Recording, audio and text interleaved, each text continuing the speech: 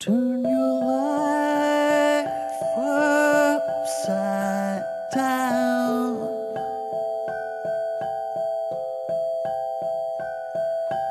Take a car into. Hello, this is Mark Kelly from Marillion and you're watching Morow.com. Wait until the world's asleep. Well, because we didn't have to write it, we used songs that we'd already written, as I'm sure you know. Less is More was a collection of old songs that we rearranged and re-recorded in an acoustic format with new, different instruments and in some cases completely different parts as well that we play. You probably wonder why we did that. Well, it will be the next question. Yeah, well, there was a number of reasons. One, a number of years ago, probably 10 years ago, we did an acoustic show and recorded it, and it was called Live at the Walls, which we just released through our own, through Racket Records.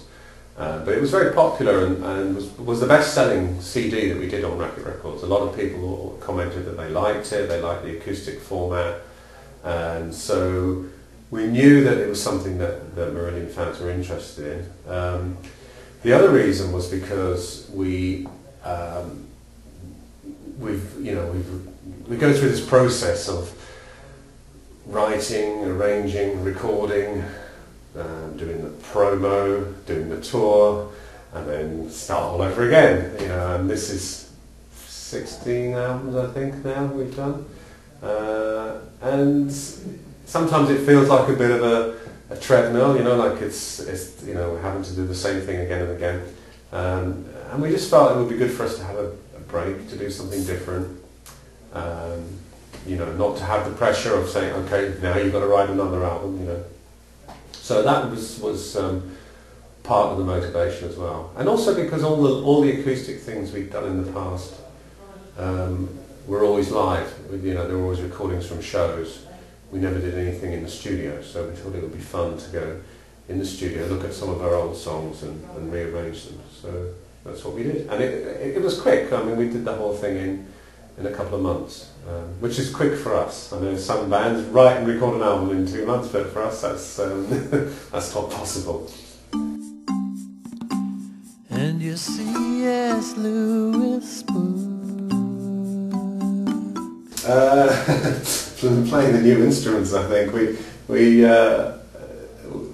working out the arrangements was one thing, but then I don't know, playing something like a xylophone or glockenspiel or whatever.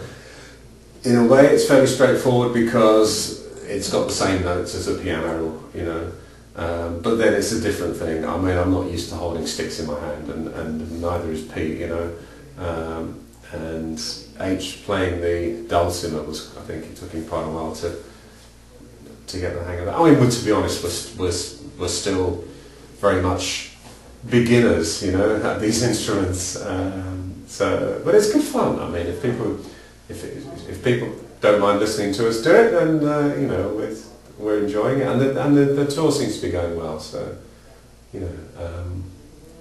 it's an interesting way of working for us, and it's achieved what we set out to do, which was to do something different.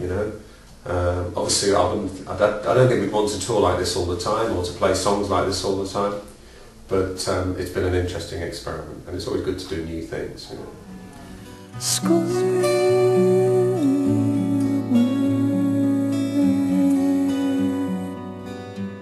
Well, I bought this pipe organ, a church organ,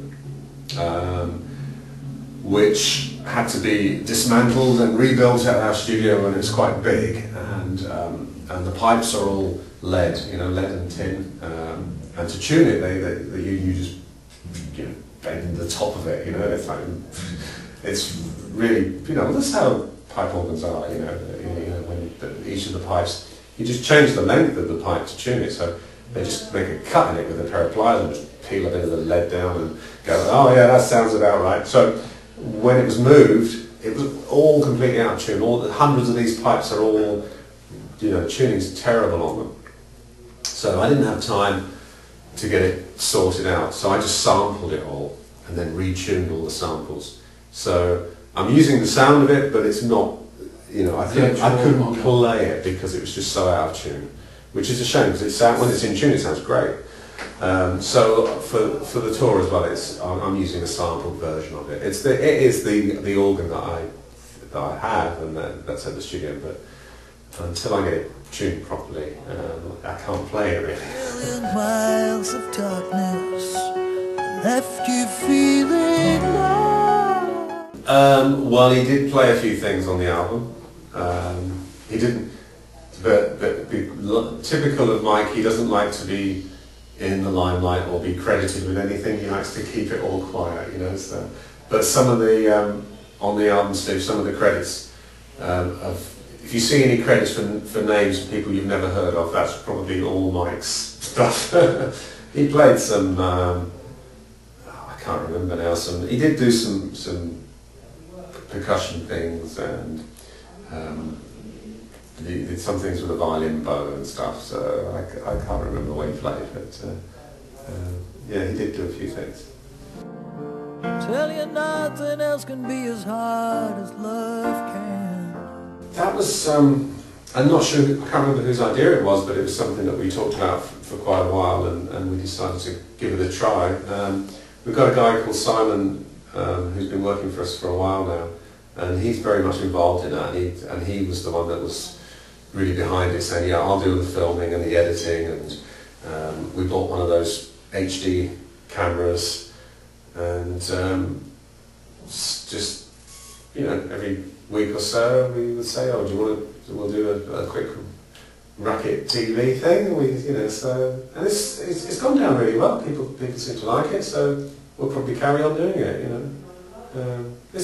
I think it's all about just having, you know, just basically making use of the fact that people visit the website, and you know, people are very comfortable with watching videos on YouTube and on the internet these days, so I think people would come to expect it, really. It's a good way of communicating, it's quite good fun, so, you know, we'll carry on with it. You would say could be defended, and I watched her as she walked across the coals.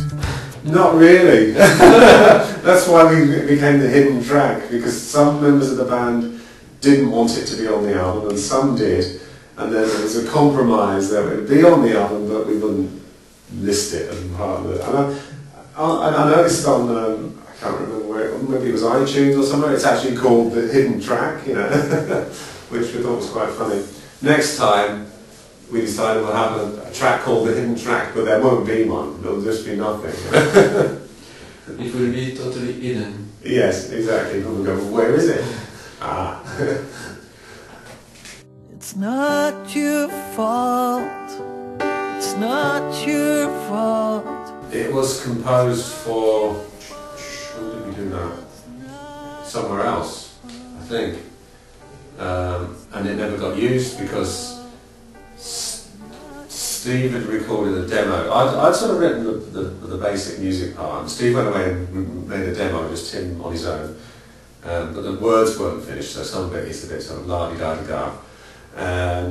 But I thought it was a really nice version of it. And then for what's it called? Happiness is the Road, he did another version, but in a different key, and I didn't think it was as good. And then, so we didn't use that, and then this time I said, well, how about having another go at doing a version like the old one, but with all the words, and so we did, and everybody liked it, and so we put it on. So, you know, that sometimes happens when you have a song that's not quite finished,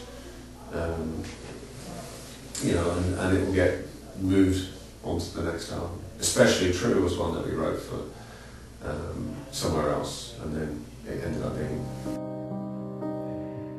It's not your fault. It's not your fault. It's not your fault. It's not your